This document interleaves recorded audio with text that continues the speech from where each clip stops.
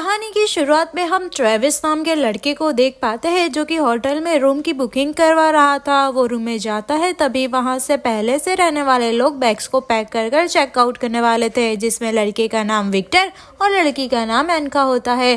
Travis दोनों को drink offer करता है और ड्रिंक पीकर एनका नहाने चली जाती है। थोड़ी देर बाद जब एनका वापस नहीं आती तो विक्टर उसे चेक करने जाता है। वो चीख कर ट्रेविस को बुलाता है क्योंकि एनका बेहोश हो गई थी। थोड़ी ही देर में विक्टर भी वहीं पर बेहोश हो जाता है।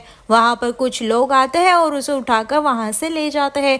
यहाँ हमें पता चलता है कि ट्रेविस ने दोनों के ड्रिंक में कुछ मिला कर दिया था, इसलिए वो बेहोश हो गए थे। यही नहीं, वो एलाइट हंटिंग क्लब के लिए काम करता था। विक्टर को जब होश आता है तब वो देखता है कि वो किसी सेल में बंद है। उसे याद नहीं होता कि आखिर वो यहाँ पर कैसे आया। तभी वहाँ कुछ आदमी एनका को निकालकर वहाँ से ले जाते हैं। कहानी यहाँ से शिफ्ट होती है और हम स्कॉट नाम के लड़के को देख पाते हैं जिसकी शादी एमी नाम के लड़की से एक हफ्ते के बाद होने वाली थी। इसलिए स्कॉट के दोस्त उसे बैचलर पार्टी के लिए बाहर ले जाना चाहते थे।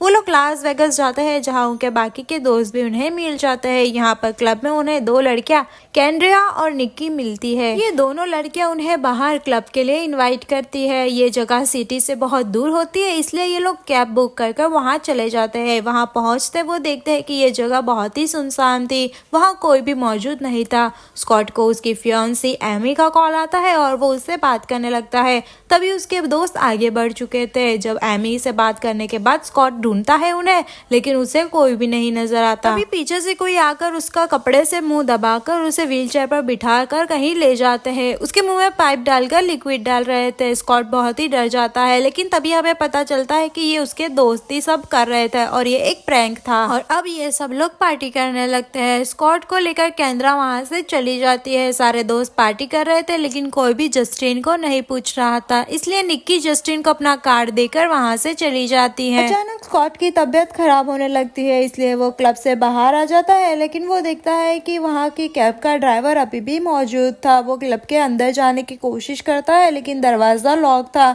और वो वहीं पर बेहोश हो जाता है। अब हम एलाइट हंटिंग के लोगों को देखते हैं जो कि कुछ लोगों को उठाकर वहाँ से ले जाते हैं। अगली सुबह स्कॉट की आँख खुलती है। वो देखता है कि वो जस्टिन और कार्टर के साथ में है। उसे बिल्कुल भी याद नहीं था कि आखिर कल रात उसके साथ क्या हुआ था। यहाँ स्कॉट देखता है कि माइक नहीं था। वो उससे पूछता है कि माइक आखिर कहाँ पर है। वो कहता है कि कल रात को वो निक्की के साथ बाहर गया था, उसके बाद वो वापस ही नहीं आया।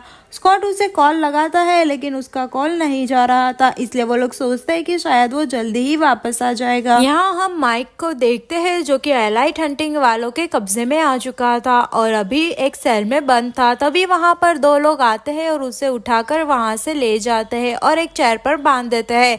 और हम देखते हैं कि उसे एक डिस्प्ले की तरह रखा गया था और आसपास उसे देखने के लिए अमीर लोग बैठे थे। वो सब माइक की साइड से बैटिंग लगा रहे थे, जैसे कि वो अपनी जिंदगी के लिए भीख मांगेगा या पैसों का लालच देगा या अपनी फैमिली का वास्ता देकर जान बचाएगा। तभी वहाँ एक आदमी आकर माइक के फेस पे मास्क लगाकर आउटलाइन ड्रॉ करने लगता है। तभी माइक उसे उसकी फैमिली का वास्ता देकर जान बचाने की कोशिश करने लगता है। यहाँ हम देखते हैं कि जिसने फैमिली वाला ऑप्शन पर बैट लगाई थी वो जीत जाता है। यहाँ वो आदमी माइक के फेस की स्किन काट कर निकाल देता है। उसके साथ यह होता देखकर काफी लोग एंजॉय कर रहे थे। यहाँ पर ये बात पता चलती है कि मूवी की फर्स्ट पार्ट में हर इंसान की एक फिक्स रेट थी, सेकंड पार्ट में लोगों को ऑनलाइन डिमांड की जाती और थर्ड पार्ट में जिंदा इंसानों का जुआ खेला जा रहा था। माइक के फ्रेंड निक्की के कार्ड के जरिए माइक को ढूंढने लगते हैं। वो कार्ड जो कि पार्टी में निक्की ने जस्टिन को दिया था, उसके जरिए वो लोग निक्की के घर पहुंच जाते हैं, लेकिन घर लॉक था, इसलिए वो विंडो से कूदकर अंदर जाने लगते हैं। तभी अचानक वहाँ केंद्रा एक आदमी को लेकर उन पर गन से शूट कर देती है। स्कॉट उसे कहता है कि वो सिर्फ निक्की को ढूंढने आए हैं क्योंकि निक्की कल रात को माइक को लेकर साथ में गई थी। तब केंद्रा कहती है कि कल रात से निक्की भी वापस नहीं आई है। और अब हम यहाँ निक्की को देखते हैं जो कि डिस्प्ले में रखी गई थी और वहाँ एक आदमी आकर निक्की के पास इतने सारे कॉकरोच डालने लगता है और सारे कॉकरोच निक्की के मुंह के अंदर चले जाते हैं, जिससे उसका दम घुटने लगता है और वो चौक करने लगती है और उसकी वहीं पर मौत हो जाती है। केंद्रा भी अब यहाँ पर ये सबके साथ निक्की को ढूंढने के लिए निकल जाती है। दूसरी ओर हम ट्रेविस को देखते हैं जो कि निक्की के फोन से उसकी फोटो लेकर केंद्रा को सेंड करता है और एक एड्रेस भी भेजता है, जिससे ये सारे लोग अब उस एड्रेस पे आ जाते हैं। यहाँ ये लोग आते हैं तब उन्हें बेहोश कर कर ले जाया जाता है। सबकी आँख खुलती है तब सब सेल में बंद थे। साथ ही हम विक्टर को देखते हैं जो कि मूवी की स्टार्टिंग में रूम में मौजूद था। सबको वो कहता है कि कोई भी नहीं बचेगा, सब मरने वाले हैं। 2 गार्ड वहां पर आते हैं और जस्टिन को अपने साथ ले जाने लगते हैं। वही कार्टर उन्हें अपने पास बुलाकर अपना टैटू बताने लगता है और वो उसे लॉकअप से जाने देते हैं और बाहर निकाल देते हैं।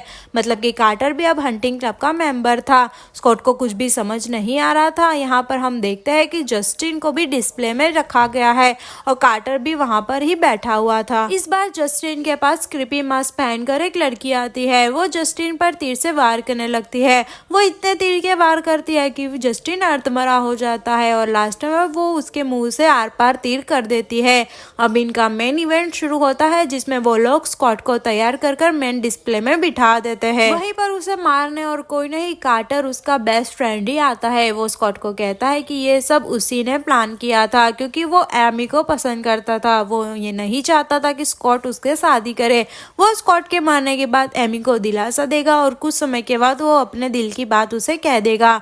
लेकिन यहाँ पर प्लान में चेंज आ जाता है और ट्रेविस स्कॉट को छोड़ देता है क्योंकि वहाँ पर बैठे हुए लोग क्लाइंट्स की डिमांड थी कि स्कॉट को छोड़ दे। जैसे ही स्कॉट छूटता है वो कार्टर को मारने लगता है। दोनों की फाइट होती है जिसमें स्कॉट उसे मारकर बाहर निकल जाता है। दूसरी ओर विक्टर एक गार्ड को मारकर बाहर आ जाता है लेकिन वो भी वहाँ पर मर जाता है। यहाँ स्कॉट एक रूम में आ जाता है जहाँ मरे हुए लोगों का सामान पड़ा था। वो वहाँ से एक फोन उठाकर पुलिस को कॉल कर देता है। ट्रेविस स्कॉट को ढूंढते हुए वहाँ आता है लेकिन पुलिस भी वहाँ आ रही थी, इसलिए ट्रेविस सारे क्लाइंट्स को वहाँ से सेफली बाहर निकाल देता है। स्कॉट केंद्रा को वहाँ पर निकालकर भागने लगता है लेकिन ट्रेविस केंद्रा को गोली मार देता है और वो स्कॉट पर भी अटैक करता है। स्कॉट किसी तरह से ट्रेविस को मारकर वहाँ से निकल जाता है। उस जगह का ओनर उस जगह को बंद कर वहाँ से जा रहा था और उसकी कार में कार्टर छुपा हुआ था। वो उसे मारकर वहाँ से निकलने लगता है। वो स्कॉट को भागते हुए देखता है इसलिए वो जल्दी से जाकर मेन गेट बंद कर देता है और स्कॉट अंदर ही रह जाता है। वहीं बिल्डिंग में ब्लास्ट हो जाता है। उसके बाद हम कार्टर को देखते हैं जो कि स्कॉट की डेथ के बाद एमी को हौसला दे रहा था। वही हो रहा था जो कि कार्टर चाहता था, लेकिन कहानी में ट्विस्ट आता है क्योंकि स्कॉट अभी भी मरा नहीं था, वो जिंदा था। स्कॉट और एमी मिलकर कार्टर को बेसमेंट में बंद कर उसे टॉर्चर करते हैं। स्कॉट लास्ट में कार्टर को मारकर उसका बदला ले लेता है और इसी तरह बुराई का अंजाम हमेशा बुरा ही होता है। इसी के साथ हमारी मूवी की कहानी यहीं पर खत्म होती है। कहानी कैसी लगी हमें कमेंट करके जरूर बताएं। साथ ही वीडियो को लाइक कर दे, शेयर कर दे। चैनल को अभी तक सब्सक्राइब नहीं किया है तो सब्सक्राइब कर दे। मिलते हैं नेक्स्ट वीडियो में, तब तक के लिए बाय बाय।